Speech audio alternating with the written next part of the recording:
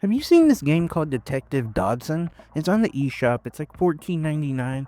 And honestly, it looks very intriguing, very interesting. Well, luckily, the publisher sent me a review code, so I was able to check it out. So today, I figure let's talk about Detective Dodson. You have some very interesting, good things about the game, and then there's some not so good things about the game. But as always, before we get into this, please hit that like and subscribe button, help this channel grow. It means the world to me.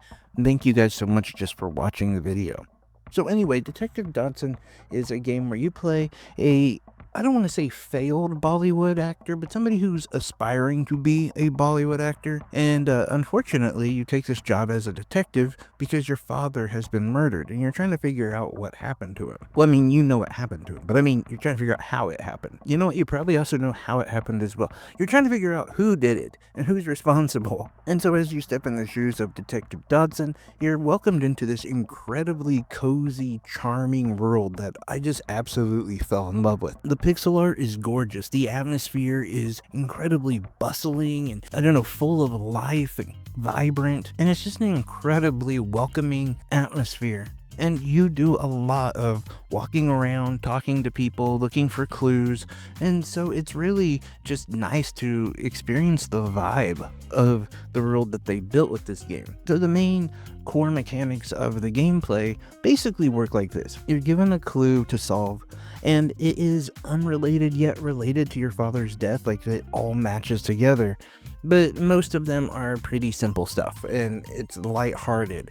You basically go and talk to a number of people to find out any sort of clues, but the thing is how you get these clues from the people is basically by barter. You either have to purchase them something, actually buy the information outright, or give them an item and they'll give you an item or information. And this really is the main mechanic of the game. So it almost becomes more about resource management, if you will, like what you can do with your money, because you only have so much money, and there are multiple ways that you can work on earning money. And also, one of the things that I do like about the game is when you purchase things to give to other characters, you can bargain, and so you can usually get items at a cheaper price. And trust me, towards the end, that really matters. But once you have collected all the clues, all of the perpetrators or suspects, and you think, okay, we got this figured out, you basically go to a clue board, which can be accessed by hitting the left bumper button or the right bumper, I can't remember which one, it's one of them, but it'll bring up like this clue board, and you basically just have to fill in the gaps. So it will have connections and motives that you kind of just put in. And if you do guess wrong, or you have the wrong motive to the wrong suspect, they will tell you, hey, you got like 1 incorrect or 4 incorrect or whatever, and you just got to go back to the drawing board and kind of rearrange things until it fits. And for me, this is where I really started to have an issue with the game. So let me give you a really good example. So on the very first case that you work on, somebody has painted this dog pink, and you have to figure out who did it. So you're walking around talking to people, you have a very limited amount of area that you can actually access, and so this is a pretty simple case to figure out, and it's like basically a tutorial anyway. But my issue is I figured out who did it way before I think I should have, or before the game wanted me to, and I already knew the answer, but I could not actually input all of that information in my case board and clear the case because it wanted me to do it this specific way. And I get it if you're like, well, Nima, you need motivation, you need this and that. I had almost all of it. In fact, the character who did it basically said they did it. It should have been something that the game just accepted and said, okay, yeah, you solved the case, you can move on. Or the game should have been designed in such a way that you wouldn't actually be able to do that.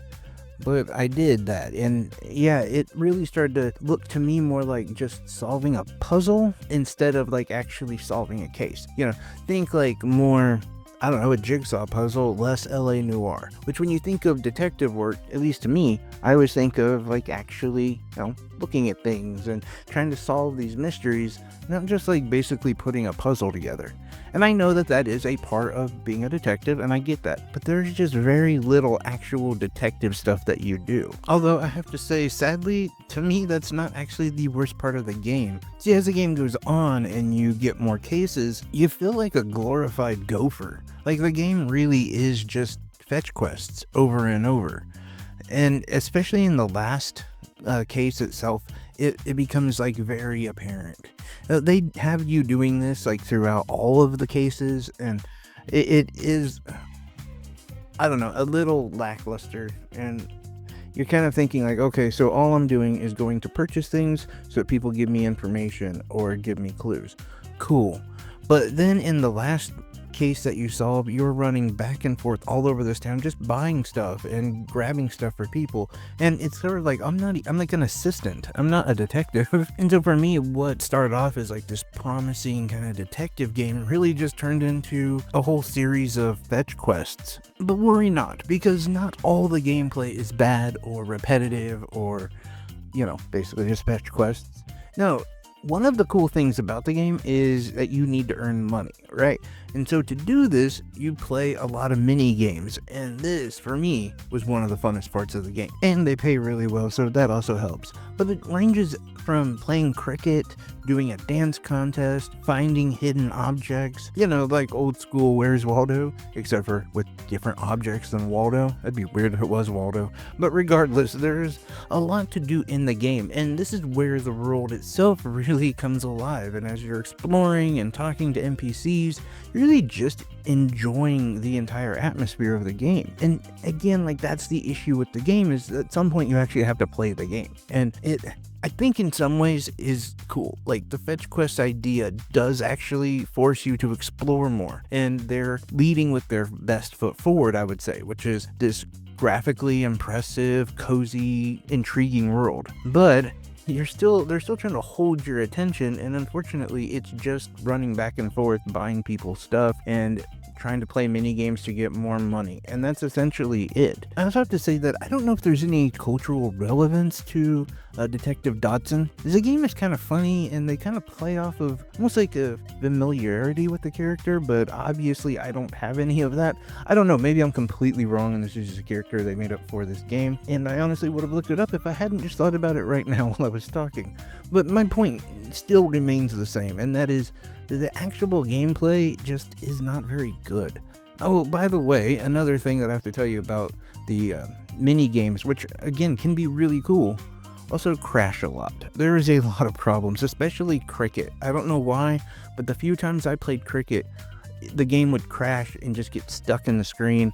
The character wouldn't throw the ball, and you're just stuck there, and you can't really do anything, so you have to shut it out completely. All of these things add up to me as being not a great game. I want to like the game, I really do. And if you tell me, hey Nima, I'm just gonna buy it so I can run around in the world and just kind of vibe out, I would be like, yeah, okay, I get that. That makes sense to me. But the actual experience is just, I don't know, it's not great. Again, I want to like it, I really do, but I just don't. And as it sits right now, I think I would have to give it a 5 out of 10, maybe a 6 out of 10 if they fix some of the bugs, which they had already did an update when I had checked last night. And well, I think it was probably more for general stability. It still didn't fix the bug with the cricket mini game. As I tried, that was the first thing I went to check. As soon as I saw it had an update, I'm like, okay, maybe they fixed this. Unfortunately, they didn't. And again, that sucks, because the cricket mini game is one of the funnest parts of the game, if you ask me. But I don't know, that's just my thoughts on Detective Dodson. Let me know what your thoughts are down below. Is this a game you've heard of? Is this a game you've checked out? Let me know what games you're playing. Anything and everything in that comment section is much appreciated. I love each and every one of you. Take care, everyone.